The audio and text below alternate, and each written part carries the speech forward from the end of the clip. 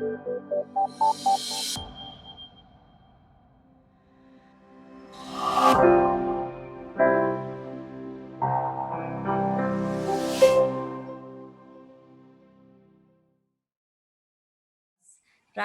Aschwanden, our wonderful speaker, who is an instructional designer and co-founder of Now and Instituto Now.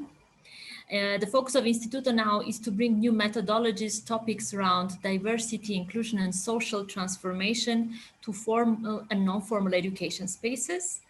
And they have recently created a Now app, something that I would personally be very happy to hear about, to foster the development of these concepts more in the 21st century competence style. Rahel lives between Brazil and Switzerland with her wife and their two kids. So Rahel, you have the floor. We will be very, very happy to hear from you. Yes, maybe before passing the floor to Rahel, a couple of technical announcements that in my all excitement I forgot to mention. So first of all, we will be recording the series and we will be putting them later online. Hopefully you managed to already watch the previous one. So we asked for your consent in the registration form, but still, if at this point you don't feel comfortable appearing on the video, you can feel free to turn off your camera. Otherwise, we will really appreciate if you keep your camera on during the entire period of time. Second, we will have a graphic recording of our session today with our wonderful Olaja, who is there in the background taking graphic notes that she will share with us at the end of the session. And one last thing, to remind all of us, yes, throughout the input of Rahel, we will be very happy to see your initial reactions, and also feel free to share questions, put comments in the chat box that later on we will bring to the attention of our speaker. I think this is all from my side in terms of technical notes. I don't want to take more of your time and keep you waiting more. So Rahel, now for real, you have the floor. Thank you so much, Anna. It's a pleasure to be here, and I'm gonna share my slides so you also have something to look at besides all these wonderful people that I'm seeing here in front of me. So here we go. Enter full screen. And unless I'm hearing something from Anna, I think we're doing well and I can get started, right? Everybody seeing the slides? They are projected. So wonderful. Please. Thank you so much.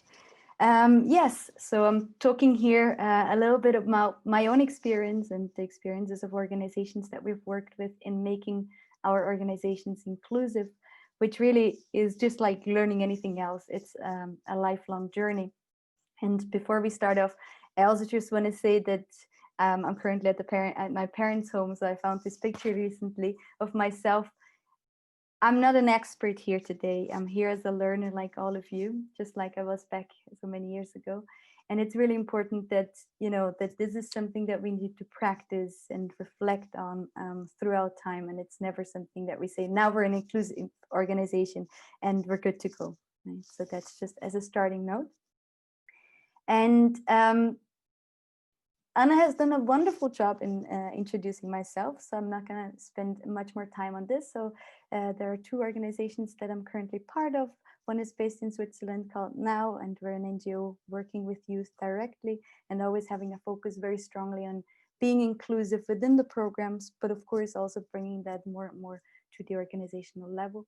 And on the other side, in Brazil, Instituto Now is a company which also brings new challenges and new perspectives in terms of being an inclusive organization. And then lastly, the Now app that Anna has also mentioned aims at helping non-formal education organizations to measure the development of 21st century competences. So if this is something that you're interested in, please reach out, because I feel that that can also help us a lot in measuring things that are not tangible, such as being inclusive, being able to deal with differences, etc., etc. Now, I'm also very curious to see who's in the room today, in this virtual room. So I'm curious to get to know more about you. And to do that, I would like you all to look in your Zoom and try to find a button called Annotate. Okay, and you click on it and you should see the bar at the bottom appear. If you do not find it, you might have to click on the three dots on the top right in your Zoom. And once you do that, I'm going to give you a very simple question, which is, in the organizations that you're involved in and that you're thinking about today during this session, what is your role, or what most closely describes your role? You can either draw or you can stamp. There's also a stamp function. You can add a heart or a star. And I'm just going to give you a couple of seconds to do that so we get a feeling of who's here. And if nothing here applies, feel free to draw outside the circles, which is always very much encouraged as well as an option. All right, so we have a lot of staff, some people who are in leadership, which could be co-founders or management positions or anything like that. And we also have several volunteers, which I think is really important. There was somebody who was outside as well, but I'm not sure that was an accident. Just a couple of more seconds. Thank you so much. I think that already gives us a very good feeling, and I'm going to ask somebody from the Salto team to quickly clear the answers. Wonderful, because then we can move on to the next one, where I also would like to know where you're currently based. So where are you joining us from? And I tried to be inclusive, so I didn't just make it Europe, which I guess is most of us, but being inclusive is not so easy, because if you're in New Zealand right now, I'm very sorry, I realized you will not be able to add yourself to the map, or in Hawaii. So I'm sorry for that, but I'm happy to see that most of you are able to put yourself on the map. Looks like Europe is very, very well represented, and beyond. Yes, at least already with Anna, we're going beyond just the Central Europe space. And there's somebody very far down here. So I'm curious also to know where you're based, so feel free to add that in the chat, right? If you feel like you couldn't find yourself on the map, feel free to do that. And I'm also going to encourage you as an opportunity to network with other like-minded people, to add your LinkedIn or maybe your Instagram link to the chat, so that you can also connect with each other.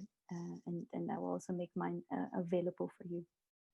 All right, before the drawing becomes a piece of art, even though that would also be a nice activity, let's move on. So again, I'm going to ask the Salto team to clear, and then we're going to get started with me sharing a little bit of my perspective. Before we get started, I picked out 3 concepts that I found important for us to be on the same page, which are important for the perspective that I'm bringing in today. The first one is privilege, which here I put down a definition that we usually work with, and I think the highlighted word here really is unearned. So because of where and when and how we are born, we have a lot of benefits or disadvantages, we could maybe say, in our life. So in my own case, I was born in a middle-class family in Switzerland and white, and that gives me in most environments a lot of advantages when it comes to access to power and resources and other things. So that would be the first term that I want you to reflect about. And the second one was already mentioned here, which is power. I think it's really important to understand, when we talk about being inclusive, we talk about differences and diversity. We have to understand that not everybody has the same privileges. And that also means that within a relationship between people, there is always an element of power. Some of us have more say in certain things, especially in organizations, right? And some others do not. Some of us define how things are going to be done sometimes without questioning it. And others are not really finding the space or possibility or voice to share their perspective as well.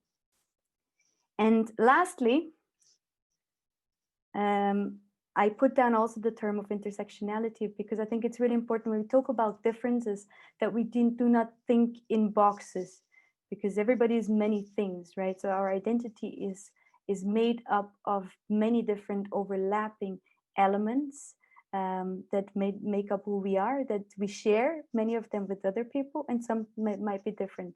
So I share many of the traits of my identity with my family, right? My parents and my brother. We're all, as I said before, middle class and white and Swiss, but I'm the only queer person in the family, so that already differentiates me a little bit from my brother, and so on and so forth. Now, with that as just something in the back of my mind, I also want to get you to start thinking. When we talk about inclusion, what do we even mean by that, right? And that answer is different depending on the organization that we look at. So in my case, inclusion looks different when we think about Instituto Now, which is a Brazilian company, than an organization like Now that doesn't just, it's based in Switzerland, but that really serves and is made up of people beyond Switzerland.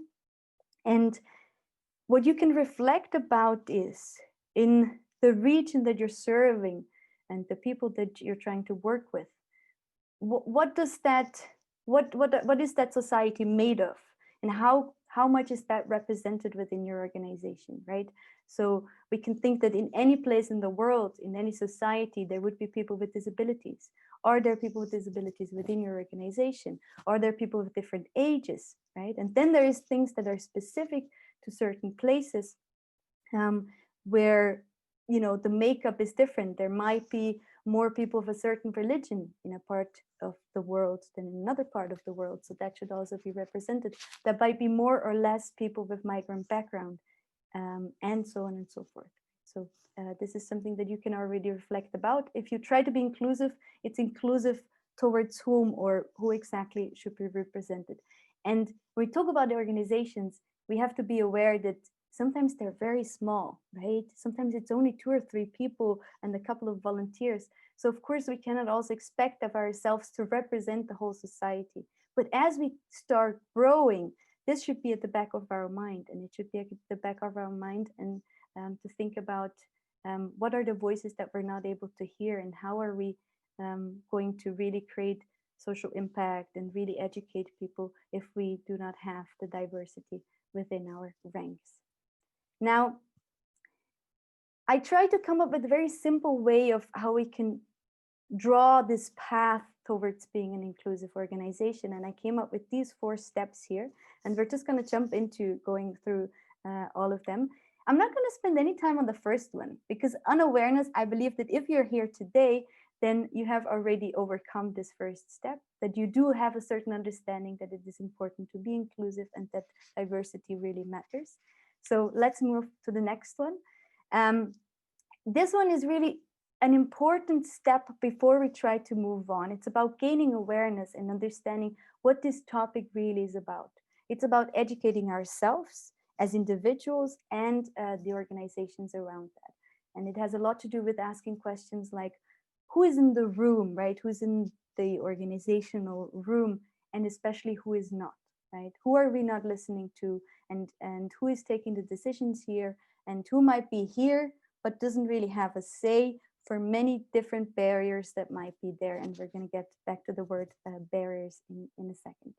And then on a more individual level, it's important that we gain awareness of the stereotypes and especially the biases that we have that might keep us from including certain people in our organization, in our decision making.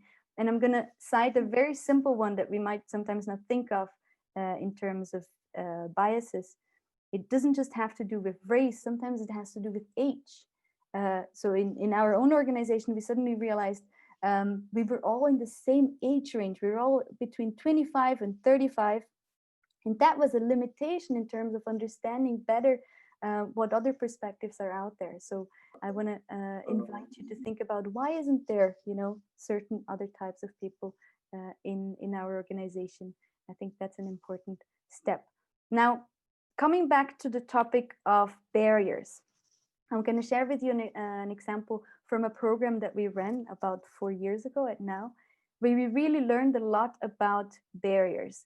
We had the idea that for our programs, we really wanted to reach unlikely participants. So participants that usually do not come to our programs, right? And we did a lot of research. Who could these people be? People with minority background, people who have a migrant background, and so on and so forth. And what we learned is that we reached out to partner organizations who suggested participants. And somehow amazing participants ended up not applying, or ended up, desisting in the last minute, not really coming to the program. And we reached out to one of these young women, and really wanted to convince her to come. And what we realized that there are a lot of mental barriers. So barriers are not just financial. They're not just, are we going to a location where people can access with a wheelchair, or anything that might be a bit more tangible. There's a lot of doubts from people, especially from a minority background. Am I going to be good enough? Or am I going to feel safe in this space? Are there going to be other people that look like me, etc., etc.? So this is the hardest part for us to understand, because it's invisible, right? So these are barriers that we might not have never encountered ourselves if we come up from a more privileged background. So how are we going to dismantle these barriers? And that's one of the key elements of this first step, gaining awareness of what could be the barriers of people not participating in our programs, or not joining our organization. Now, once we have gained the awareness, the work really starts. So how can we now increase diversity in our organization and transform it into an inclusive organization? Of course, here we can, hire, in whatever that means for your organization, in a more inclusive manner, or we can empower participants or volunteers, to step up and maybe become staff or become part of the leadership. But we have to be very much aware that if we bring in differences, that creates differences, right? I'm not sure I can say that in a better way, but different perspectives are really gonna mean that you're not gonna think everybody the same, and you have to be ready for that. You cannot just say, well, I want all kinds of different people, but in the end, you want to do things exactly the same way you always did. Right? So this is where the work becomes difficult, because we have to really also transform and give away the power, and start opening up. And what is a really important word here, and I'm sure all of you have already heard a lot about it when it comes to participation, is tokenism, right? We have to be very careful that we are not inclusive just as a matter of being able to say, yeah, of course we have Black people and people with a migrant background in our organization, but that these people actually are just symbolic, are just there to showcase that you're being inclusive. So this step of doing the work is really something that we have to slowly build and slowly think about, and maybe start with people that we already know, that know us. So I think rather than just hiring new people that we do not know, it might sometimes be easier to work with the empowerment approach. And we need to have an open communication. It needs to be clear how we're going to deal with these differences. How are we going to create space to reflect about each person's experiences within the organization? Now, here I also wanted to bring an example, and I'm going to get back to the concept of safe or safer space later on. But in our experience of trying to diversify also our organization, we've really realized how that can have a positive impact on our programs, right? If in our programs we're trying to be a safe space, the best way of doing that is by having a diverse group of trainers, facilitators, whatever it is in the team. So the story I wanted to share here is also from one of our programs, where we decided to use an activity that had to do with sharing about the history of one's own name. You might know it, right? You introduce yourself and you tell the history behind your name. And there was one of our team members who is part of the Armenian minority in Turkey, who instead of sharing about the name that we had been using to call him, started sharing about his other name that we had never heard before. And he started saying, well, I have a Turkish name, and that's the one I'm using, but I actually also have an Armenian name, and I'm actually proud of it, and it connects me with my family and has a beautiful history. And from this day onward, this person decided to use the Armenian name. And that's, a moment that was important for him and for us as a team. But what happened in the next 4 days of the training is that 3 other people changed their name, because they started to feel safe to open up and share about who they really are. So I think that representation of having a person with a minority background in the team really allowed others to also say, well, I can connect with that. And I would actually rather want you to call me this if you can respect me as who I really am. And similarly to that, I think the question of pronouns, asking people for their preferred pronouns, is a practice that can work very well. But we have to also always remember that it's easier for somebody, who would say, well, my pronouns are she and her, or he and his, than somebody who might use non-binary other kinds of pronouns. So we have to be really careful to create a space where it's not just the participants that we're putting on the spot, or the new team members, if we talk about in organizational level, but that it's rather that they feel that this is a shared experience between the team or the old team and the new team. Now, the last step is the step that never ends. And I personally do not feel that in my organizations we have reached that step yet. That's where we want to get to. But it takes a lot of work to transform the attempts and sometimes mistakes that we make, right? But all that we try to do to be an inclusive organization into a culture. And once we have the culture where decisions are taken by different kinds of people in a way that everybody can be heard, we need to constantly revisit these practices, making sure that really everybody has a space and everybody has a voice, that decision power is distributed. And a nice concept here is the one of centralizing diverse perspectives. So usually in the world, there is a norm, right? And it's what people think is right and is normal. And then there is people who have different opinions and they stay on the margins. And when we try to centralize these perspectives, that's when we can really have this culture of being an inclusive organization, because it means that people can bring in themselves and can really be themselves with really different perspectives, and that they will be listened to, and that, that might not just be listened to, but it might really end up being the way that we go forward, and that everybody is able to learn from that. Being just here aware of time, I'm going to get to the last part of my presentation because I really want to hear from all of you as well, which is just a couple of practical tips, right? So things you can start doing right away. The first one is, and I'm not seeing the numbers behind here, behind all your faces, is check-ins. We're living a really difficult time, right? There is COVID, there's natural disasters, there is violent attacks, there is political unrest, and so on and so forth.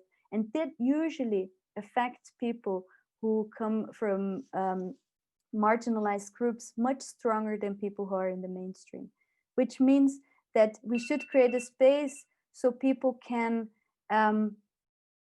share if they do not feel safe, share if maybe their family are sick, share if they currently do not feel like they can do the work. But we should never force anybody to do that. So it's really about creating the space and seeing if people feel safe or really want to share. Secondly, we come to the topic of the safe space, or it's sometimes also called safer space, because we can never really be sure that it's a safe space, right? But I think my take here is we can never proclaim, I could never say to all of you, this is a safe space. You can say anything here in this webinar, because who defines if it is a safe space is each and every person. If they feel safe, then it's a safe space for them, right? And that might mean that the space can be safe for some people, but not for others. But we should always try, and I think I shared a couple of examples from before, how a diverse organization can make it easier to be safe for other people, right? Because they see themselves reflected in who is talking. They see other people also having prayer times within the team, and it's not just this one participant who might want to pray during the day, and so on and so forth. So I think the safe space has a lot to do with the people who are there and who have the power. Reassurance. We talked a little bit about mental barriers before. And this is something that I'm still learning myself a lot about how privilege also has a psychological aspect to it. So people who were lesser privileged, who usually were on the margins, who were not given a voice, often need more reassurance. And this is something we can easily do. We can tell people when they do a good job. We can make people feel seen and appreciated, because they might still have a certain imposter syndrome within them. And if this is something you're not familiar with, put it into Google, because it's even something that affects women much more than men in a space, but they feel like they're not good enough. So giving people that reassurance can really make them feel better and more safe in our organizations.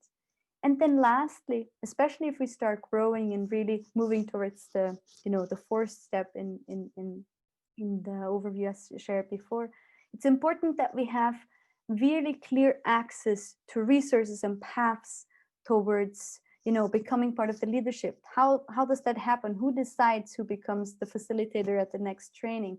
Let's be transparent about these things. Let's have a person that you can talk to if you do not feel comfortable, and so on and so forth. So it's really about having clear resources at the disposal of our team members, and of course also participants. And lastly, if we want to be an inclusive organization, we should not be afraid of difficult conversations. We should not try to avoid them, because they're a space for learning, and they're a space for us to really reflect about ourselves.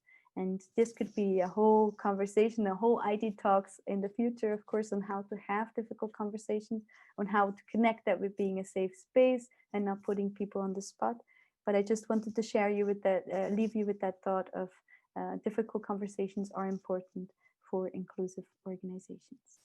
And that's it for my end. Thank you so much. And I'm curious for questions, and especially also for your experiences and contributions. Thank you very much, Rahel.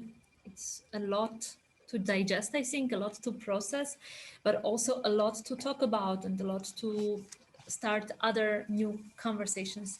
So how we want to structure this time is that right now you have an opportunity to ask your immediate questions, give your immediate reaction here in the chat box. And this is an invitation for everybody to be more active and take ownership of this whole process.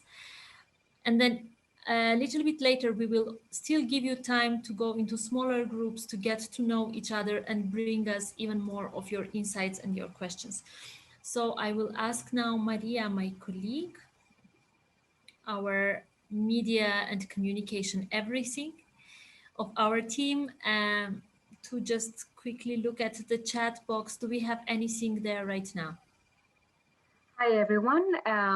Welcome to this wonderful presentation by Rahel. Thank you, Rahel. So far, we don't have something to discuss.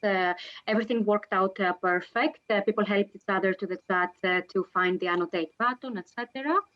I have made a note in the chat for our social media. There you can follow the Facebook event so that you can get updated, and also the previous recording of our previous event. So you can look at it if you didn't have the chance to be part of it. Then we also have a link for the imposter syndrome. If you don't know about it, you can read a little bit more, and some resources that Maria has left us in the chat. So that's it for now. Thank you, Maria. Yeah, I think some more questions will come to the chat box in the meantime, but then maybe we, and most of us, feel more comfortable speaking in smaller groups rather than in front of this bigger audience. So I would now invite then our participants. So now we will have the space for your questions, for your initial reactions. So we will go group by group. And as I asked you when I was visiting your groups, I would really appreciate if the spokesperson from your group would take the floor, and we will go in a very traditional, old school way of 1, 2, 3, 4, 5. So one by one. Group 1, room 1. Who of you would like to speak on your behalf? Please, Bahadir. Yeah, it's me. Hello, everyone. Greetings from Turkey, first of all. And I would like to start with appreciating to Rahel. It was like very nice presentation and very well prepared presentation. We really liked. And what we talk about in our group. It was kind of general information about inclusion and diversity. And we assumed that everyone in this group know generally what is inclusion or diversity. But we need some practical example. It would be better or nicer for us to hear practical examples how to make our organization more inclusive and so on, especially during this pandemic. That was our criticize, and that's we were talking about during this 20 minutes. Yeah, would be good if Rahel would react to this shortly, but this is also not the last moment that we hear from Rahel, because she's also preparing an article. Maybe some of your questions and comments could find their reflection in the article that Rahel is going to prepare after the talk. Yeah, actually that was actually, we also talked that maybe like later on she will give us appropriate answer or practicalities and so on, but we just needed to say of course. Yeah. Rahel? Thank you so much, Bahadir, right? I hope Yes. I pronounced your name correctly. I think you brought up a topic that is super important. We're in the middle, in many places, of a lockdown or semi-lockdown or whatever, and it makes it much more difficult to practice being inclusive because we're really distant from people, right? So it's harder to get the subtleties. Messages are often in written rather than having a conversation. There's a lot that can be misunderstood in written. So I think in my experience, some of the examples that I shared before, the check-in and the moment to actually connect with a person before we talk about business becomes much more important. Having moments to not be so serious and taking a little bit the weight away from the moment that we live in is also important. So to give you a not so serious example, in our organization, we started having our meetings wearing a hat, just to make it more funny, to make it a bit more light, or asking everybody to, you know, bring their favorite drink or something else that takes away the heaviness and gives us a moment to feel like we're sitting in a bar and having a drink together. Just because we cannot be inclusive without the human connection and without trust, right? In order to be inclusive, it means that people need to feel free to open up to the other, to really kind of be themselves, bringing their ideas, feel safe for it. And that is really difficult online. So I think whatever we can do for the human connection, sometimes it might be, you know, sending each other something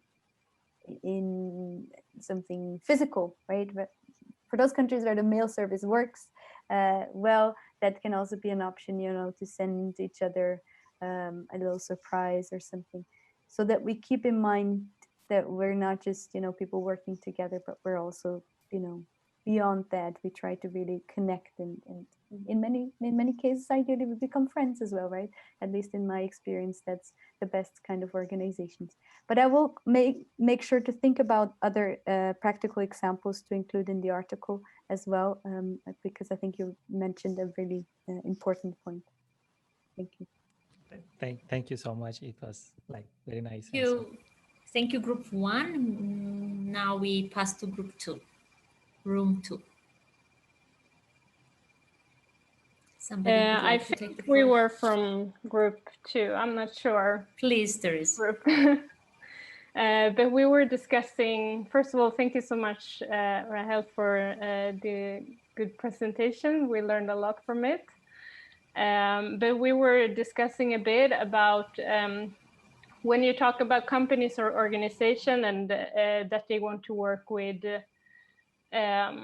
being more like inclusive and diverse, they talk a lot about like how we will gain their profit or how we will like make the organization look better. And we were just thinking like, how can you move from that kind of language to more talk about how it's a basic right for the people who are affected? Because when you talk about that, it's like profit, it's like you're hiring these people because it's good for your company, not because they deserve to be not discriminated. You understand how I mean? Yes, and I think there's even a new element that comes to it, right? Because this year we've seen an increase in interest, if I want to say it in a negative term, in the first step, right? The gaining awareness step. We're going to do a little training for our employees, which has a lot, right? So the Black Lives Matters movement has pushed a lot of people into that space who are not necessarily there for the right reason. And I think that's what I'm hearing a little bit from you, right? To do it for the right reason. And in my experience, you're only going to be able to move down if you're in it for the right reason, because that's when you're able to actually, doing the step of centralizing different points of view, because you understand that, yes, it's people's rights, and it's you, especially if you're an NGO, you're serving a certain community. So, all of it, right? That's and even if it's just young people, but then it's all of young people, right? You don't have to serve everybody, of course, but you're definitely not serving just privileged young people in a specific region, right? So I think you can understand easily if an organization is in it for the right reason. The question is, and that I do not have an answer for, how do we push people to be in it for the right reason, right? I think that's a shift in mindset that that we can also do by being examples, I think. And then it's less about posting on Instagram just how wonderfully diverse we are, and much more just about practicing it internally, reflecting about it, and doing the work rather than talking about it. That's a little bit of my perspective. And to share one specific.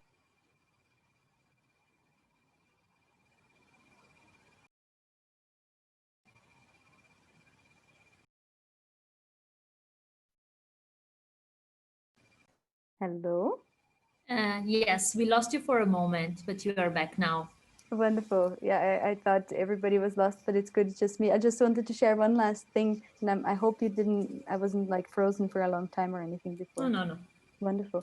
So I think one example that is, I'm not seeing you anymore, but I'm sure you're still there, where we could see that this year was in this moment when organizations were posting that square, that black square, a while back. And I think that brought the right kind of conversation about, are you just kind of postings, or are you part of the crowd and you can tap yourself on the shoulder, or are you maybe not posting, but you're, working on these things. So that's a little bit the focus or the perspective that I have. It's about doing the work and trying to really establish a culture that's in it for the right reason. So thank you so much for highlighting that, because I think it's crucial, and it's definitely going into the article. Maybe here I would bring that question that I posted a while ago in the chat. How do we bridge between this practice, the practical aspect of culture, and the policy aspect of culture? That, does it reinforce each other? Does it support each other? Or is it necessary to have written rules and certain kind of provisions, policies, regulations? And does it necessarily enforce a more inclusive and diverse culture in the organizations or not? Yes, thanks. I also saw it in the chat. I think it does not. I think you need both sides. So just having it written doesn't mean people are going to practice it, I think, for anything, right? So the challenging situation is that many organizations are going to be moving from not very inclusive towards being inclusive, right? Because usually organizations are created by people who have privilege, and because of that are able to create an NGO or other kinds of organizations. And then they might try to transform to become more inclusive, which means that yes, policies can be helpful, or any kind of written document, in the sense of stating and clearly outlining what are the steps that what are we going to do if somebody feels discriminated against, right? I think that is important, but only if that also translates into culture, that everybody, including the leadership, especially the leadership, really practices these things from the get-go. Because otherwise somebody is going to join and is going to see a mismatch between what they live and what is said on paper, right? And it's really difficult to align these things. So culture is really the most important element, because it's where things really happen, where in every conversation people feel, safe. People feel like, yes, I matter here, and I'm not just here because I look pretty on the team picture. And I think that's really important. Thank you very much. From the third room, we have a comment on the chat, but maybe one of you from the group would like to bring it to the floor.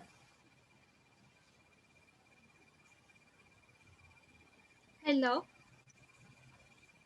I'm from group third, and our question is how to address diversity without overemphasizing the difference.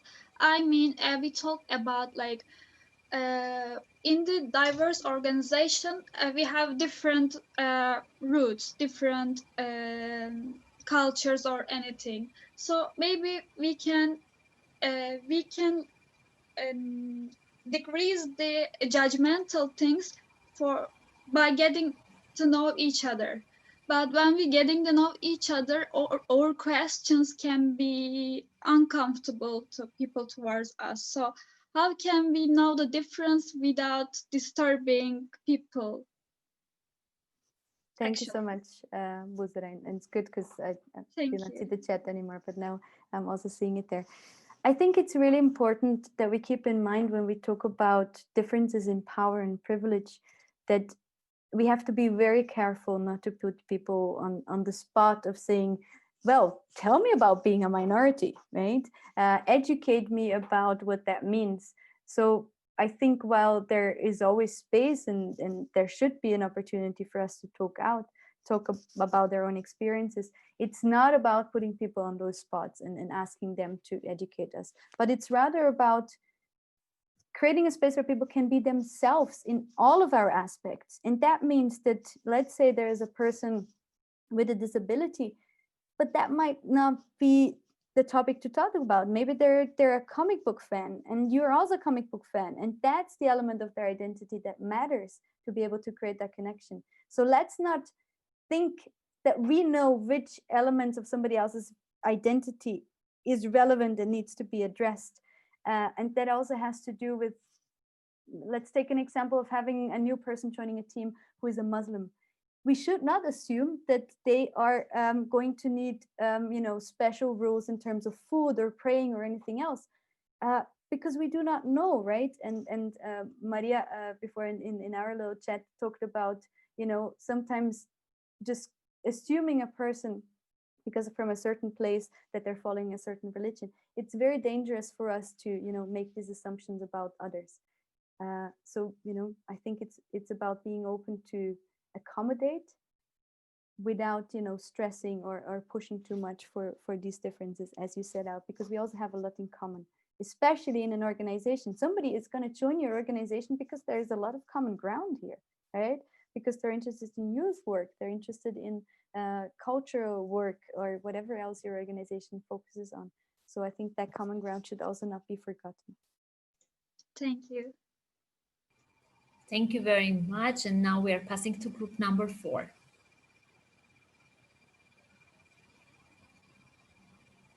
Somebody from the group would like to take the floor? Sorry, I was trying Please, to... Joachim. Yes, I was trying to turn on my microphone, sorry. So the question of our group is kind of similar to the question of the first group. It was how do we reach a good level of inclusion in our organizations in times of this pandemic? And especially because many people cannot be reached because either they may not have a computer, for example, or they don't know how to use computer. So it's kind of difficult to reach all people in these digital times, kind of. Thank you, Joachim. I agree. And I think we also have to be honest to ourselves in terms of what we're currently at the stage we're at and the organization that we are, who we're able to reach in a sense of that we're able to really include them. And we can think that as participants, not just as an organization, right? Sometimes we want to think of ourselves as super inclusive, and we're not ready for that yet. And I think that's important when I showed the different steps. There is a step of working on ourselves first, where we need to learn about what it means for a person to have a visual impairment, right? before we try to say, of course, we're open to them as well, and they can join and reach out to their organizations, and we say they should join our programs, we should maybe take a step back and include those people who are at our reach, which, you know, with our barriers that we can more easily take down. Because right now, depending on our work, you know, we might not reach people who do not have access to the internet. But there's many other groups that we can still reach who are not there. And we also have to think about who wants to be reached, right? And who wants to be part of our programs. And I think we should never assume that we know that. So that's also the difficulty in terms of our work. And about this topic, if you go back again to our previous edition of the digital idtalks digital, we spoke a little bit more about the digital divide, and some interesting insights from our previous speaker can be interesting for you as well. And then finally, group number 5, please, you have the floor. Hello, I'm the spokesperson of my group. We had some interesting discussions. I think the main point we said it was very interesting, Rahel's presentation, but it was for us a bit short, so it touched different things, but not so in depth. So we were about some things we were curious to hear more, like for example, the concept of power and privilege in the beginning we found very interesting, but then lately, then throughout the presentation, it's didn't really discussed it much more. So we were interested maybe to speak more about that. But I think now one of the questions was also about not putting people in the spotlight, but and not putting too much focus on their diverse background. So that's was it already a bit touched. And then we talked about the example of the names and how also in different countries it works differently. Because for example, we were with 2 people from Belgium in the group from Flanders, and we said that actually when we had the experience of doing this kind of exercise, but actually people in Flanders hardly ever know what's the meaning of their name. Like names aren't anymore chosen for a meaning, and so it's also then it's difficult to do this activity. But in theory, we like it, and we like the idea of sharing something from your background with this exercise. But so we had an exchange about how it's in different contexts it's a useful method or not. Mm-hmm. But I think our main point was we found it a good overview of different things you can work on, but we were still looking for some more in-depth or more concrete digging into stuff. Yeah. Wonderful. And I think that's a great input also for where we're going to go with the article that's going to be published afterwards, and another publication that the Salto team is working on, that I'm pleasure to be part of. Because it's a huge topic, right? There's a lots of concepts that touch upon and it's hard to cover. But I wanted to make a comment, Silke, on 2 things that you mentioned, the not putting people on the spot and the activity with the name. I think the activity with the name is a nice example of a safe activity in terms of it allows people, because it's an activity called the story of your name, but you can come up with anything around it. It can be the story of how your grandfather couldn't pronounce it because it was so different, or because or you had a neighborhood child who always called you by a different name because they thought it was more fitting for you. So you can come up with anything, but it's a kind of activity where you can share more about yourself and your background for some people, right? Because their name might indicate something about their identity, or you can decide not to do that. You can decide to go for a safer path where you do not need to expose yourself. And I think when I talked about the check-in in my presentation, that's a little bit what I wanted to point out. We need to create these spaces where people have a choice.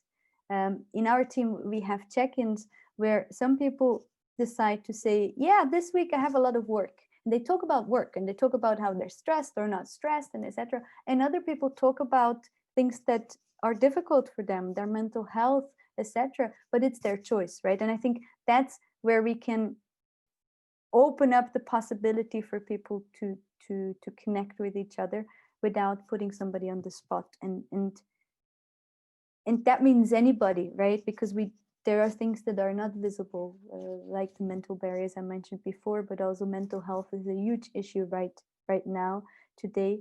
So I think we should never assume, you know, how somebody is doing or anything, and always open up these spaces to learn more.